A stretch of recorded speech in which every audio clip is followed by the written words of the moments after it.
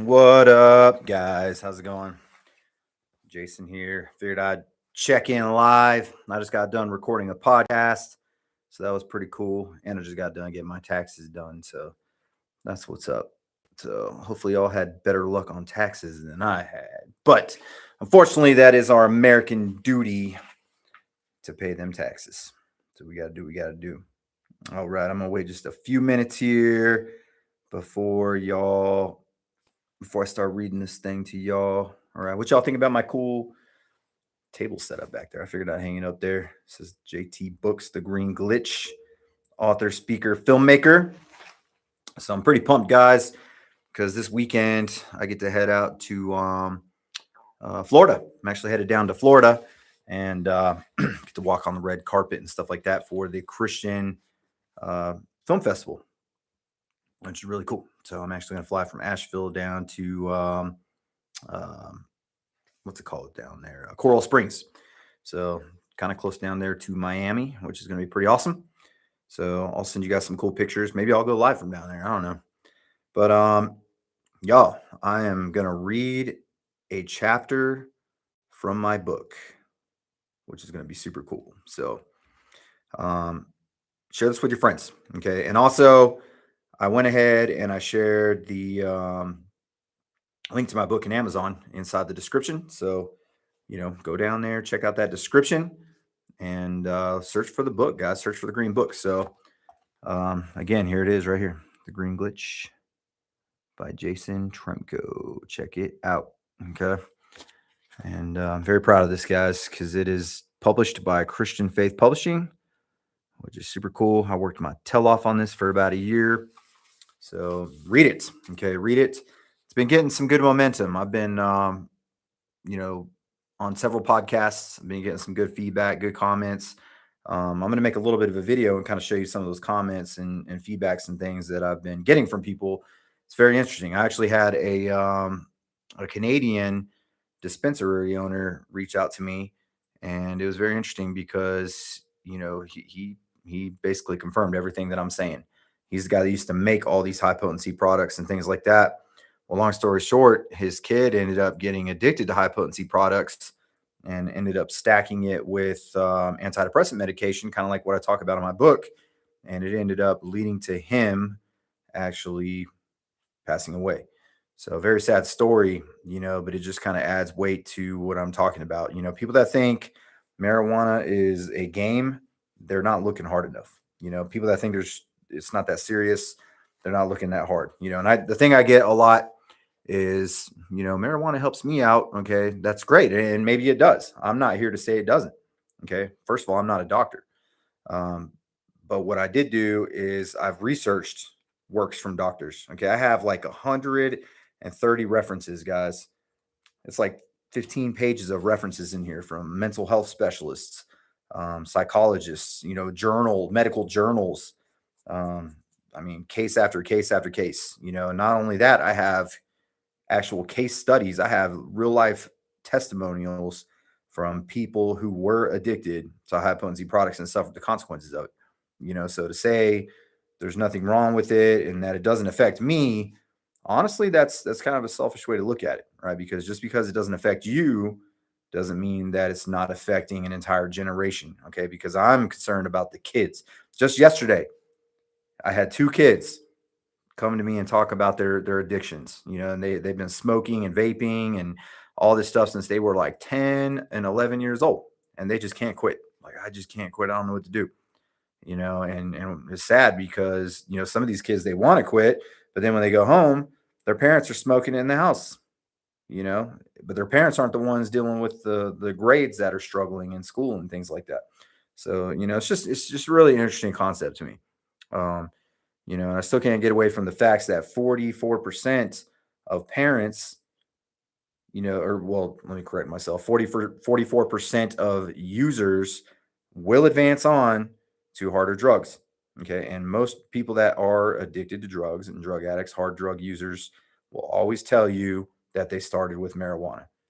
I don't know why that's so hard for people to understand that concept, and because I had somebody tell me today, they said, well, maybe it's just the person that's the problem. Maybe it's not the drugs. Maybe it's the problem with the person because they can't say no.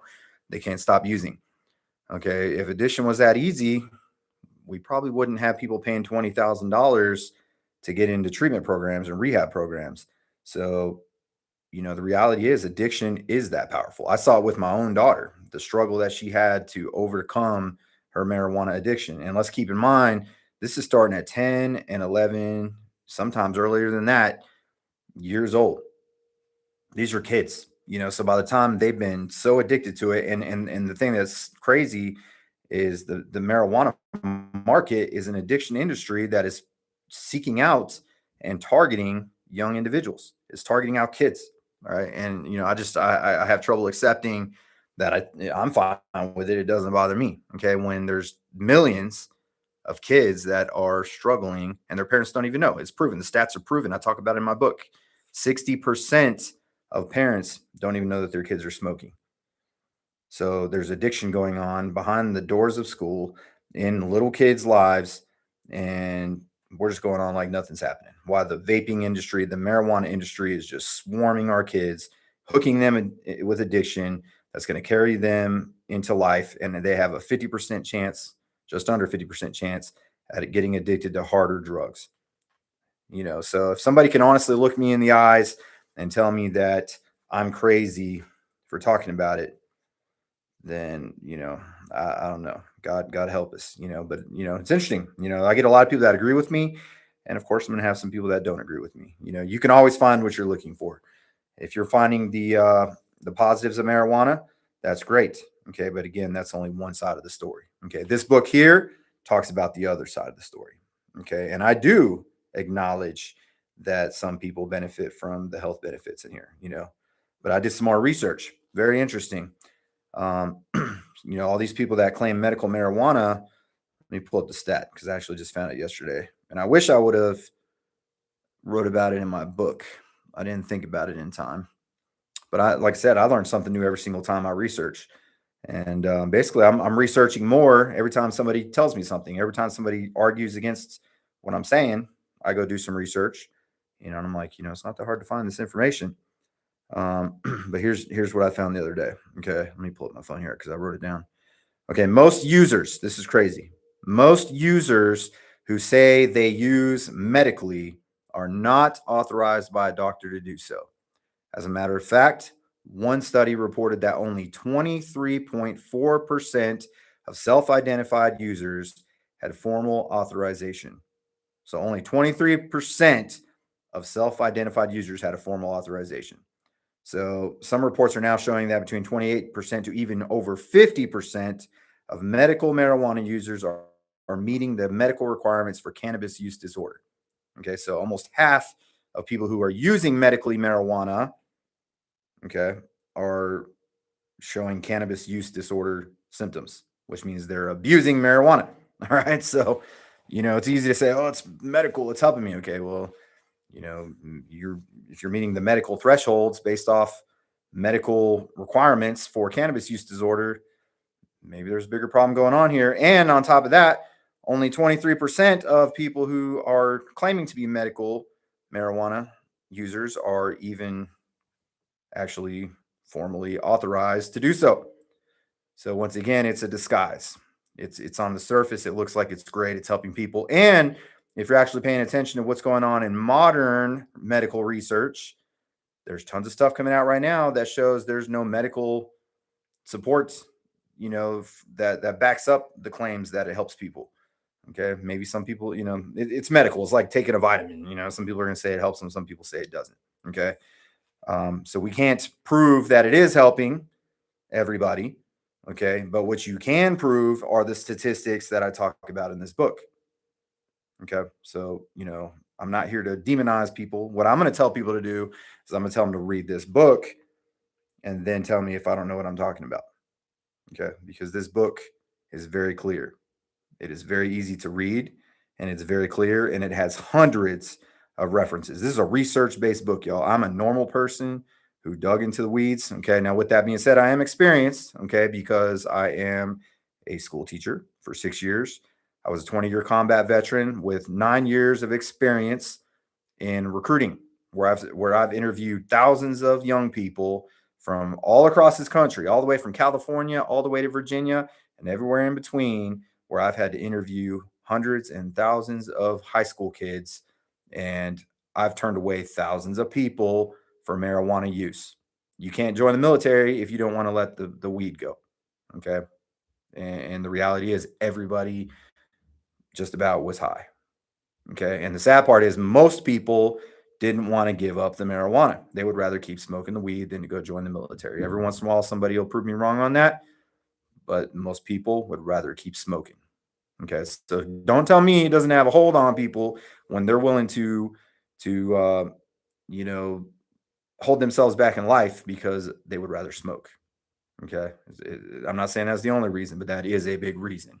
And I know what I'm talking about because I was a station commander in recruiting for 9 years. Okay. I was responsible for answering for the success and failure of meeting the military's recruiting mission. And the number one causes that held people back from joining the military and contribute to my success and failure was one thing, and that is marijuana. So I know what I'm talking about. Okay. And I see it in the schools every single day. I talk to kids, I interview kids. I interviewed kids for um my film. You know, it's one thing to hear from me, but when you hear it from kids giving their story and their testimony, then there you go. I mean, what else do you need to hear it from? Okay. But anyways, I've talked a lot. So now let me get into reading this book. Okay, so I'm going to read a little bit. You know, one thing I've really been looking at is the stats on what's behind the steering wheel. Okay, this is chapter 8. What's behind the steering wheel? Okay, so this is interesting. So I'm just going to jump in here. Okay, now one thing I didn't talk about in here that I wish I would have is that marijuana may be legal in several states right now. Okay, but it is still illegal to smoke marijuana of any form, to include edibles, behind the wheel in a car. So I want you to think about that. Okay. With that being said, I'm gonna jump in here. So what's behind the steering wheel? The book says, have you ever thought about how many drivers on the road are under the influence of THC products? Everyone knows that alcohol and driving a vehicle do not go well together. However, you never hear about people driving under the influence of marijuana. It should honestly scare you to know about how many people are under the influence of high potency THC products while driving. In this chapter, we are going to analyze more data to get some clarity about who is on the road. Personally, I think this is also an underrated and underreported topic that should be highly investigated. What better place to start searching for answers than by digging into a coroner report? So if you don't know what a coroner is, you know, these are basically autopsy reports and things like that. Okay, so this is interesting. Get ready. A research team analyzed the records from a coroner located in Montgomery County, Ohio. The researchers analyzed several death records over a 6-year time period from 2019 to 24.